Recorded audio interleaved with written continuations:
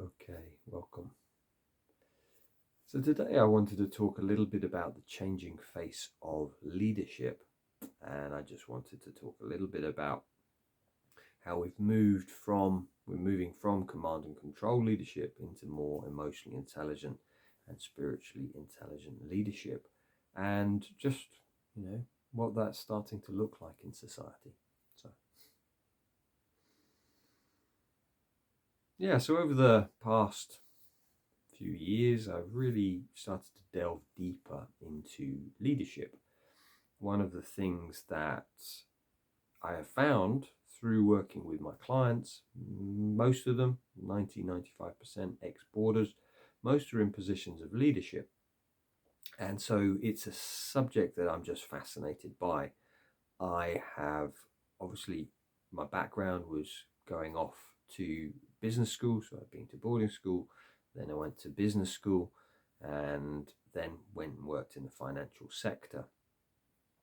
So it was something that I kind of shied away from because I was very shy and I didn't want any limelight. And then I just noticed it was probably about 10 years ago, I was a scout leader and I was looking after the explorers, so 15 to 18-year-olds. And the main explorer leader stepped down and no one else stepped up. And I was like, I don't particularly want to step up. And it's that thing of, they often say about leadership, if you don't want to be a leader, then you're often the perfect person for the leadership position. So I didn't want to step up. And then basically the idea was that if it's going to collapse, then obviously I'm going to step up. So the short of it is, I decided to step up, become the explorer leader. And it was great, really challenging to step into that leadership position. And for about, I think it was 7 or 8 years, I was the explorer leader. So what did that entail? I was kind of organising the Fridays and helping with the Duke of Edinburgh's, the trips, and just the day-to-day management, but also the mental health of the young people. Sometimes I'd go off for walks with them, and especially if they were feeling down. So I see that our position as leaders is changing, and that's what I wanted to talk a little bit about today. Is, over the past few years, and it's really come out of the documentary Boarding on Insanity, while we were interviewing people. So we interviewed 20, 30 people over a period of 3 years, people like Gabor Mate and Martin Lloyd-Elliott, Zena Me, experts in the leadership field. And they spoke about how leadership was changing and that there was a need to educate the next generation of leaders, and also to work with the current leaders, right? How do we transform? How do we become more emotionally intelligent? And so what I've been putting together with Chris Brach from Seen and Heard is a program called The Compassionate Leaders. I set up a company, and this is something I'll go into a little bit more depth, but this importance for us as leaders, and we're all leaders. If you're working for a company and you maybe one person comes to ask you questions, you're a leader. If you're a father or a mother, you're a leader of your children. If you're in relationship, you're a leader, and in your own life, you're a leader. So we are all in the position of leaders. But in the old model of command and control, we usually think, they're the leader. Boris is the leader. David Cameron is the leader. And therefore, what we sometimes do in that command and control, it works both ways. So command and control is very much authoritarian. Do as I say. And often what happens is when the leader, it messes up, the leader doesn't take responsibility to their command and control. They will blame the people, the staff. And you could see that in the financial crisis. In this book here, Leaders Eat Last, Simon Sinek talks about the 2008 financial crisis, that some bankers blamed the homeowners. It's your fault. That's the command and control. It's like it's you rather than taking responsibility, we all take responsibility. That's more the emotionally intelligent leader. They, yes, the responsibility lies with you, but it lies with all of you, because the command and control leader wants to be on the top. He doesn't want empowered people. Whereas the emotionally intelligent leader, she wants, to be everyone equal. And this is one of the things I did in Scouts, is I got us all to sit in circle, and I wasn't stood above them. I wouldn't talk, stood up while they're sat down. That's school. No, it's like, no, it needs to be that we're all equal. So this is really key for us. If I go through some of my notes, is, the command and control is very authoritarian. The leader doesn't invest in the employees because they don't want them to be empowered. The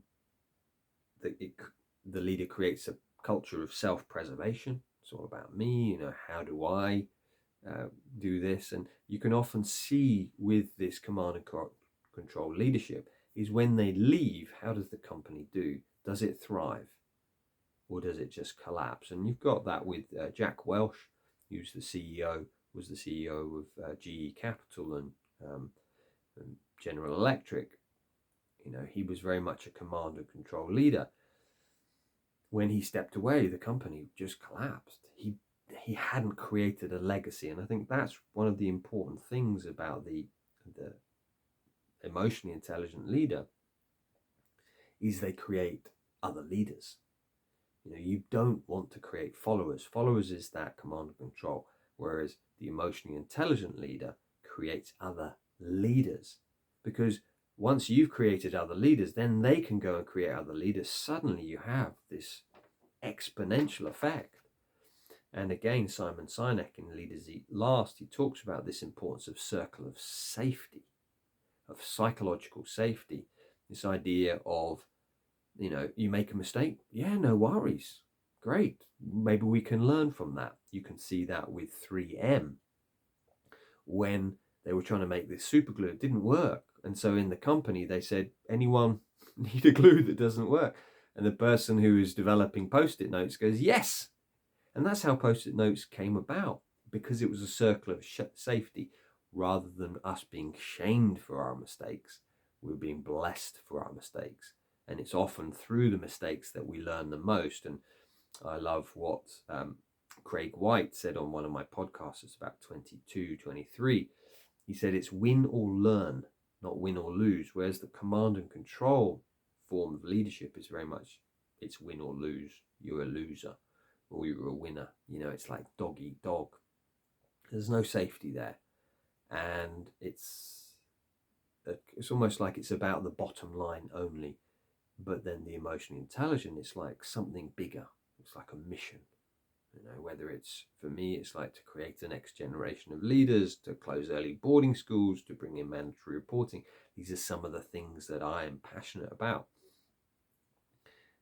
And it's the same in other companies. What's that purpose, that greater purpose? So you can inspire people.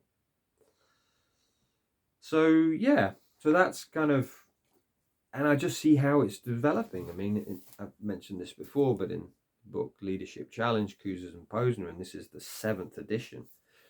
So it's been around since the 80s. And at the end of the book, they just say, the secret ingredient of leadership is love. That's not the command and control leader. That's the emotionally intelligent leader. They've got to love what they do. They've got to be passionate about it. They've got to be inspired and pass that love on to other people. That enthusiasm, entheos, is like God within. It's like bringing that enthusiasm out. So just noticing that leadership is really changing. And, I've got, as I said, I've probably read between 20 to 30 leadership books over the last few years. But, Richard Branson, he talks about, he won't criticize people in Virgin. No, it's like, it's just support. So it's that creates that psychological safety. So yeah, just to finish off by, This is a print off of the Compassionate Leaders Pathway. So it's going to be a 12 module course, and at the moment it's just going to be limited to 20 people, and it's going to be for leaders, people in positions in companies, or people who want to step into leadership. It's like, well, how do I lead? So we're going to have 12 modules moving through what I consider to be these 12 pillars of the compassionate leaders, things like vision, daily practice, emotional intelligence, doing inner work. And then we're going to do one-to-one coaching and community support, accountability, and we'll do group check-ins as well. So just, I've noticed with a lot of the leaders I work with is the feeling of isolation. I feel totally alone, got no one to speak to. It's just opening that space up that we can share in a peer-led environment. So yeah, I'll put a link below if you want to join the waiting list. And yeah, it's having that vision that this can change, and I feel it can change. Leadership is changing, and yeah, if you feel like you've been through boarding school, you've had some form of childhood trauma, then we can step into heart-centered leadership. We can become more emotionally intelligent. IQ is very difficult to change. If you've got 140, 150, it's very difficult to add it up or down. Whereas EQ, you can develop that. You can develop self-awareness. So, and this is what is going to be important in the future. The IQ is going to be taken over by AI, according to Daniel Goleman.